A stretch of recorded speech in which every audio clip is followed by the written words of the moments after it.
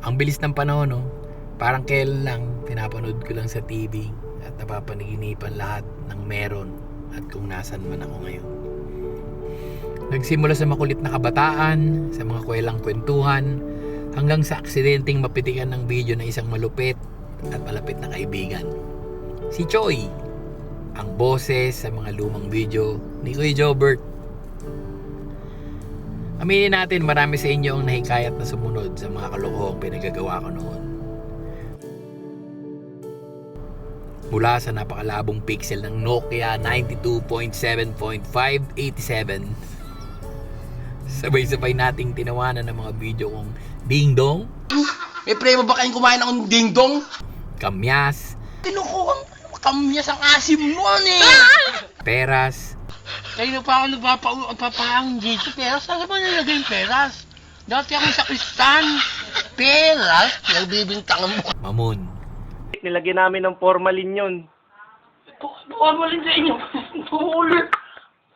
Nakakamatay yun eh. Ako nakachempo. Kailan kinain ko naman. Tsaka ano ba nangyayari sa sarili ko? Sakit parang tiyang ko eh.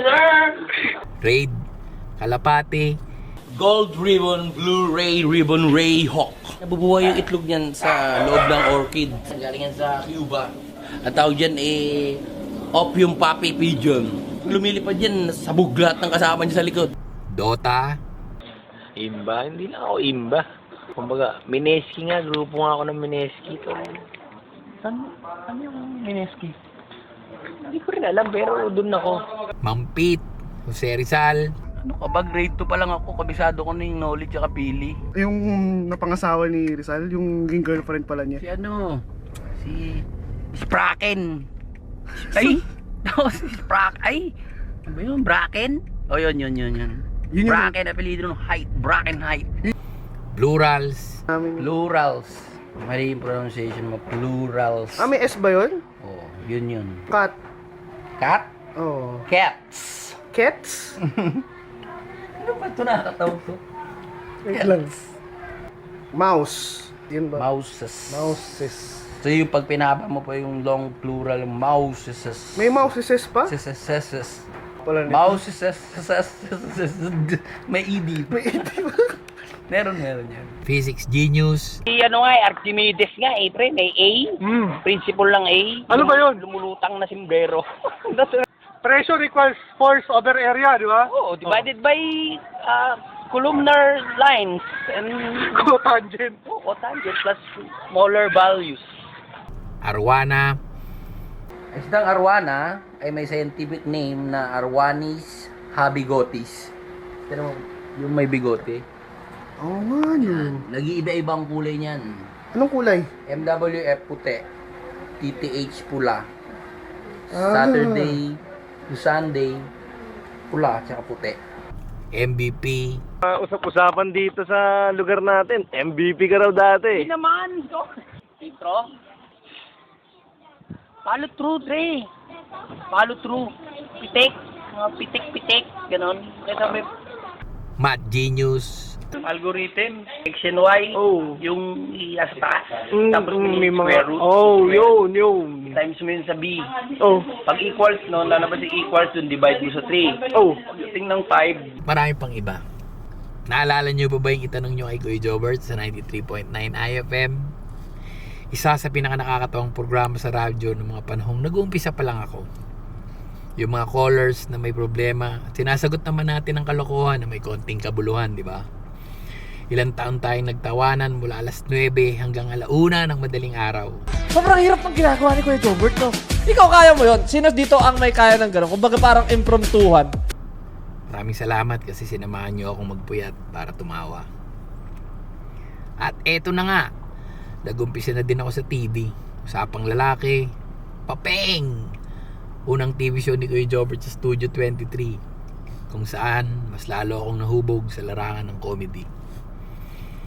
Banana Split, Toda Max, Happy Yippee Hey, Sige TV, Bro Sports, yung travel show ni Kuya Jobert, Home Sweetie Home, I Can See Your Voice, Panika Pariko, Sagot Ka ni Kuya Jobert, FPJ Isang Probinsyano, at Happy Together.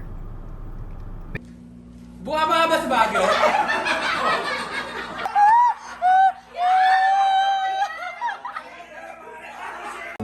Hinawakan ko raw ang iyong kamay at ikaw ang ginawa kong panangga. Ang ganda ng panaginip ko dahil ikaw lahat may tama, ako wala. Meron pang mga ilang pelikulang sinamahan ko. Yung Hello Love Again. Basta ako, maghahanap ako ng mapapangasawa kong Canadian. Hindi na kailangan. Under ka nga ng sponsorship ko, di ba? Lonely Canadian Program. Wala ka mag-anak dito, kaya pwede ka magdala ng kahit sino gusto mo. Kahit sino? Ako kamag-anak lang. Guys, last day ko dito. Thank you. Maraming salamat sa iyo. Thank you. Thank you. Congratulations. Yan ang mga bagay na ipinagpapasalamat ko araw-araw sa Diyos. Teka, medyo naiyak ako ha.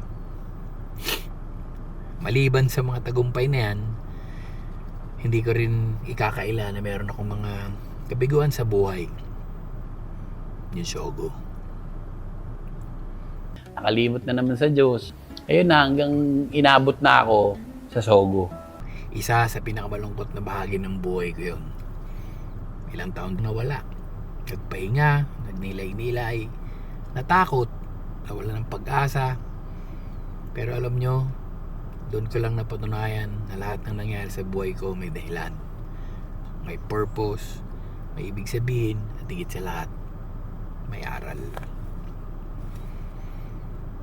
At sa haba-haba ng biyahe ko sa buhay, kung babalikan ko lahat ng nangyari sa akin, wala akong gustong baguhin. Kasi dito ko nakilala si Kristo, ang Diyos ng buhay ko ngayon. Ang dami na rin nagbago sa mga ginagawa ko. Pero alam nyo, kahit na hindi na pala ako nagmumura sa mga video ko ngayon, ramdam ko pa rin yung pang-OOD nyo sa akin eh, no? Ang hirap magpigil. Pero hindi ako natatakot.